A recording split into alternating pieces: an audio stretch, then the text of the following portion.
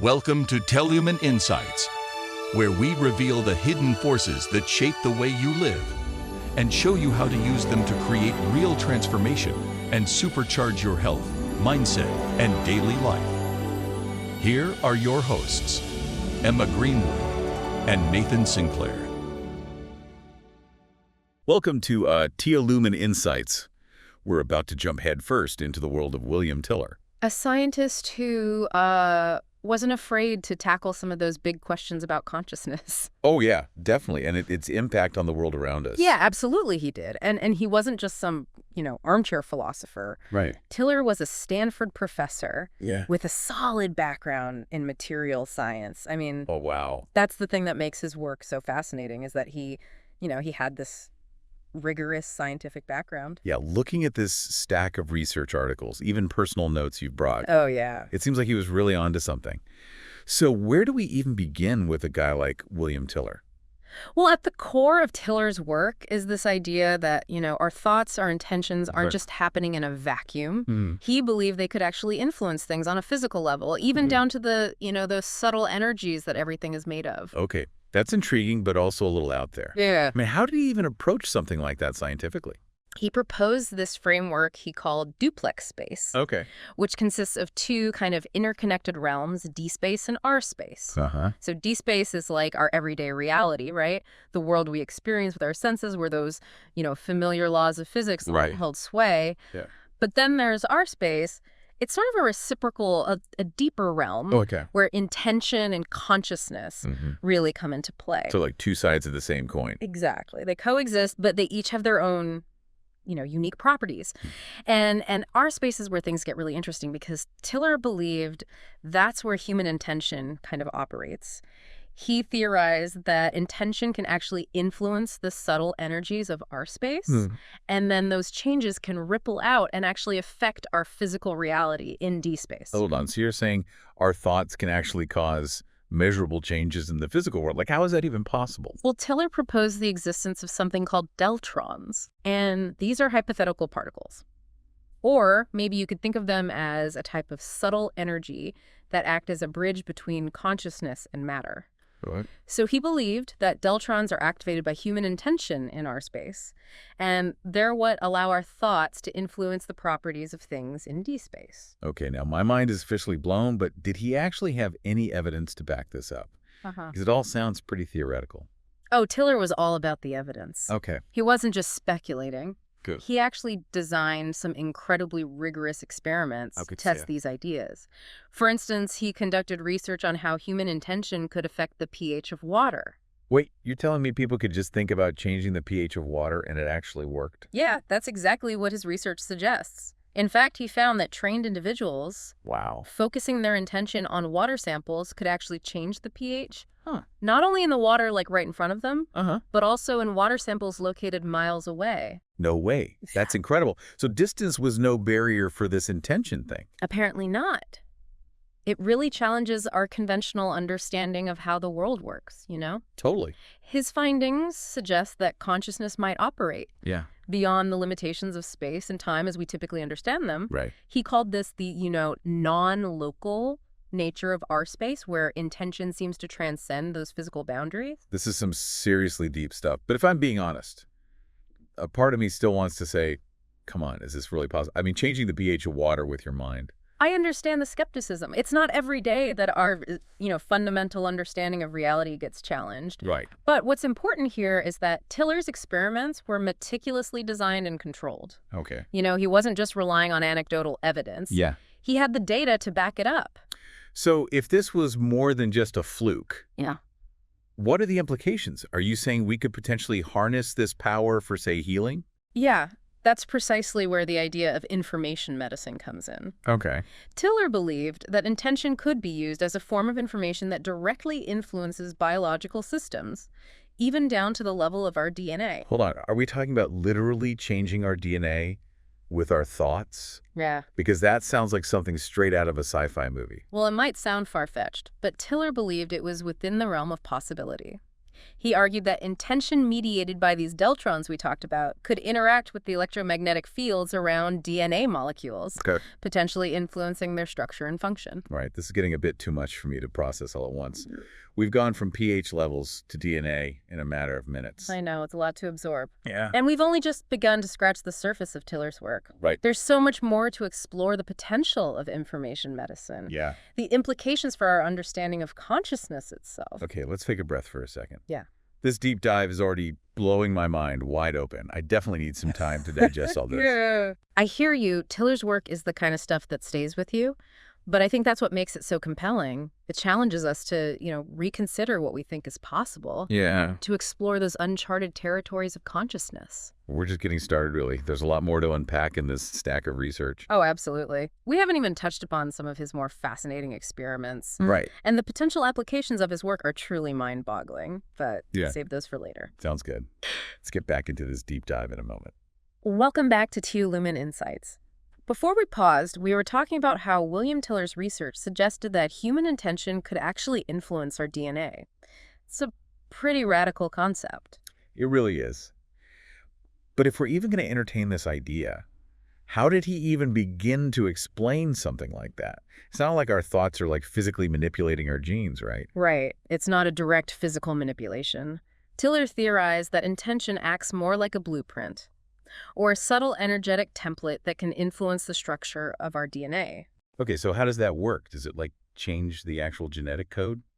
Not the code itself, but rather how the DNA molecule is folded and structured. You see, the physical conformation of DNA can actually impact how genes are expressed, which in turn affects, cellular function. I see. So it's not rewriting the genetic code, but it's kind of like changing the font or the spacing in a document. Yeah, The words are the same, but the way they're presented can have a different impact. that's a great analogy. Tiller believed that intention, mediated by those deltrons we talked about, could interact with the electromagnetic fields around DNA molecules. These fields, according to Tiller, carry information, and intention can subtly alter those informational patterns. So it's almost like our thoughts are sending out a signal that can repattern the energy fields around our DNA.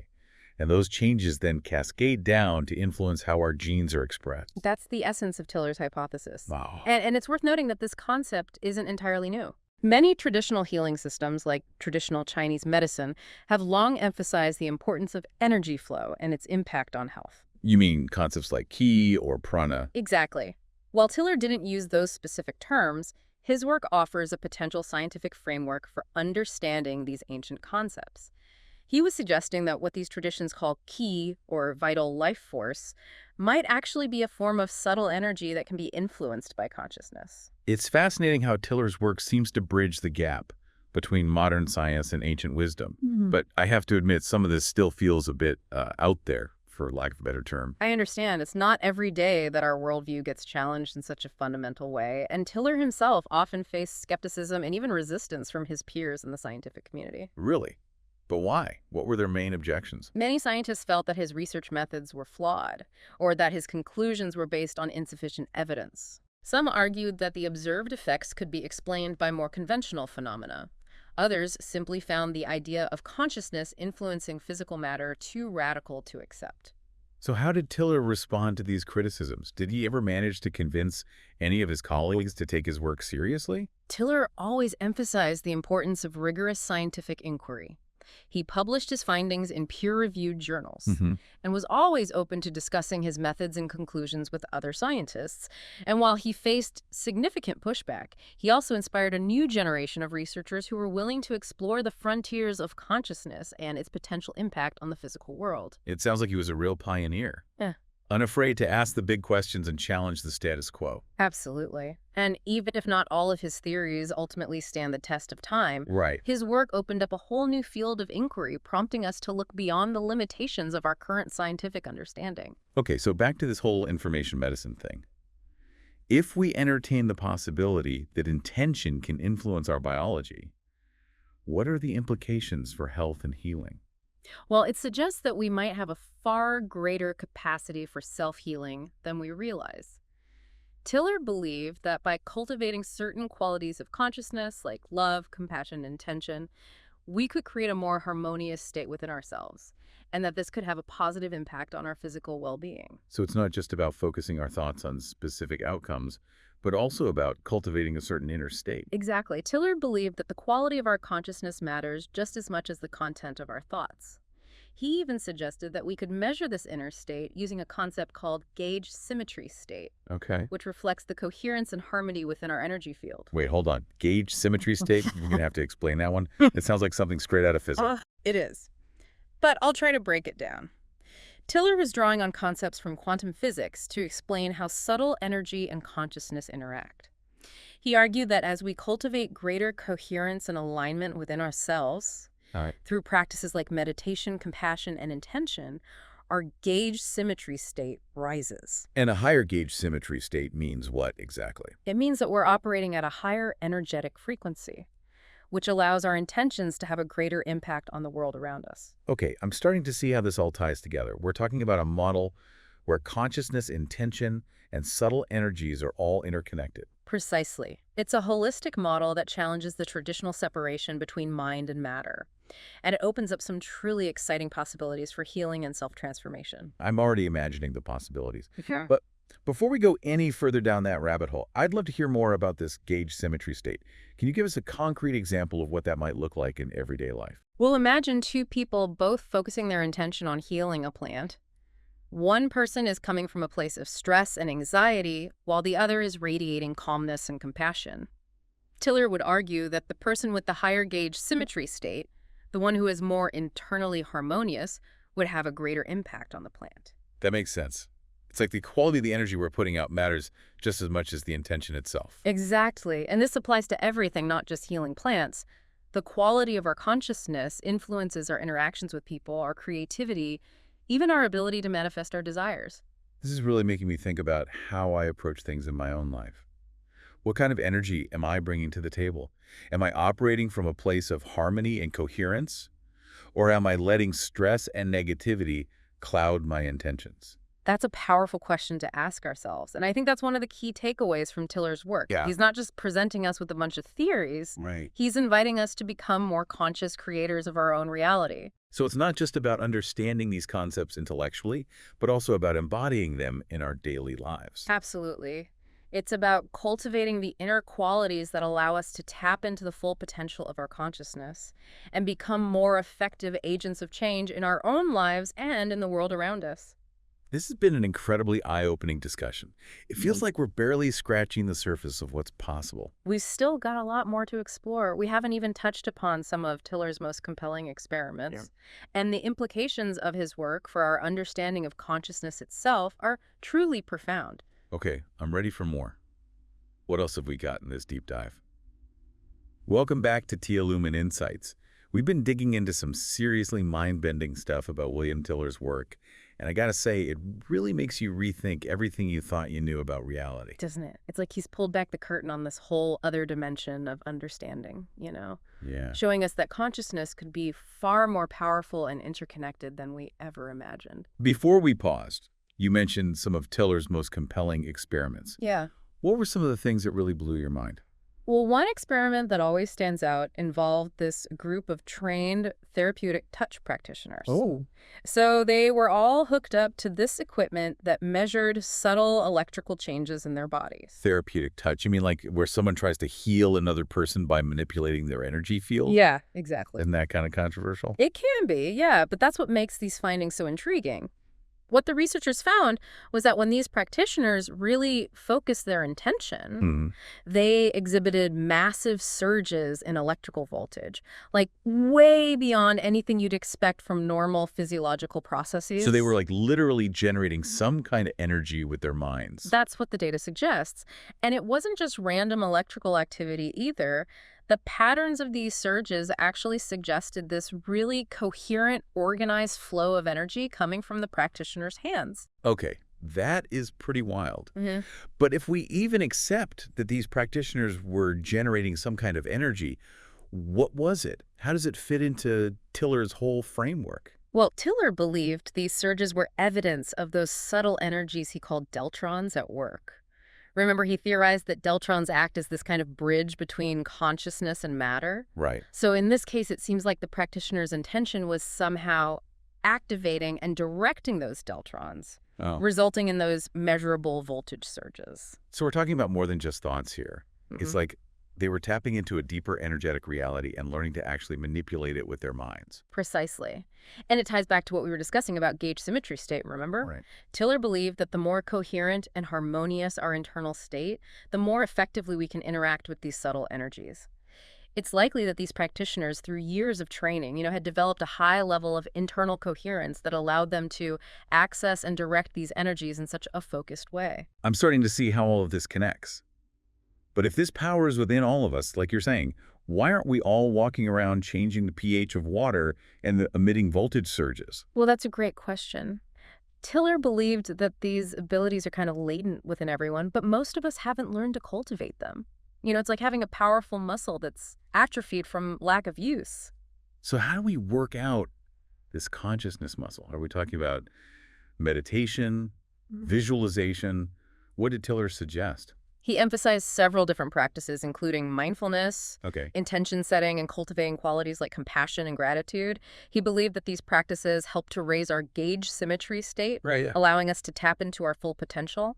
He also designed specific devices and techniques to amplify intention and facilitate those shifts in consciousness. That makes sense. But there's still this kind of nagging question in my mind. If this is all real, why haven't we seen more widespread evidence of these abilities? Why isn't this stuff front page news? Well, it's important to remember that this is still a relatively new field of study. Right. And as we've discussed, Tiller faced a lot of resistance from the mainstream scientific community, Many of his peers just weren't ready to accept the possibility that consciousness could have such a profound impact on the physical world. So it's like he was ahead of his time. Absolutely. His work was groundbreaking, and it takes time for new ideas to be accepted, especially when they challenge such long-held beliefs. But I think we're seeing a shift now. More and more scientists are becoming open to exploring the mysteries of consciousness. Yeah. And Tiller's legacy continues to inspire researchers to push the boundaries of what's possible. I have to say it's both exciting and a little bit intimidating to think we might have this much power within us. Yeah. Where do we even begin to explore this potential? Well, that's the adventure, isn't it? Tiller's work is an invitation to become explorers of our own consciousness. There are tons of resources available now, books, workshops, online communities, Yeah. where people are sharing their experiences and exploring these practices. Okay, so what's the first step? Where would you recommend someone start if they're really intrigued by Tiller's work and want to explore these ideas further? I'd say the most important thing is to cultivate a sense of curiosity and open-mindedness. Don't be afraid to question what you think you know and be willing to entertain new possibilities. Tiller's work is full of really fascinating concepts, Right. but it's also important to approach it with a healthy dose of discernment. Yeah. Not everything you read or hear will resonate with you, and that's okay. Trust your intuition and find what feels authentic to you. That's good advice. Yeah, And as Tiller always emphasized, rigorous experimentation is key. absolutely. Don't just take things at face value. Try these practices out for yourself and see what you experience. Exactly. This isn't just about accumulating knowledge. It's about embodying it, living it, and seeing how it transforms your reality. We've covered so much ground in this deep dive, from duplex space and deltrons to gauge symmetry state and information medicine. It's been quite a journey. What stands out to you as the most significant takeaway from William Tiller's work? For me, it's the realization that we are not just passive observers in the universe, We are active participants, co-creators of our reality. Our thoughts, our intentions, our emotions, they all have an impact, not just on ourselves, but on the world around us. That's a profound insight. And a little bit daunting, to be honest. It's a lot of responsibility to take on. It is, but it's also incredibly empowering. If we can learn to harness the power of our consciousness, we can become more intentional creators of our own lives and contribute to a more positive and harmonious world. Well said. It seems like Tiller's work is less about providing, definitive answers and more about opening up a whole new set of questions, new ways of seeing the world and our place in it. Exactly. It's an invitation to explore, to experiment, and to discover for ourselves what's possible when we tap into the full potential of our consciousness. This has been an incredible deep dive into the work of William Tiller. We've explored some truly mind-bending concepts, but I think it's safe to say that this conversation is just the beginning. I think so too. There's so much more to discover, to experience, and to learn. Indeed. And I have a feeling William Tiller would be delighted to know that his work is continuing to spark curiosity and ignite the imagination of those who dare to explore the uncharted territories of consciousness. Thank you for joining us on this fascinating journey into the world of psychoenergetic science and the power of human intention. We hope this deep dive has inspired you to question your assumptions, expand your awareness, and explore the boundless possibilities that lie within you. From all of us here at Teolumen Insights, keep exploring, keep questioning, and keep diving deep.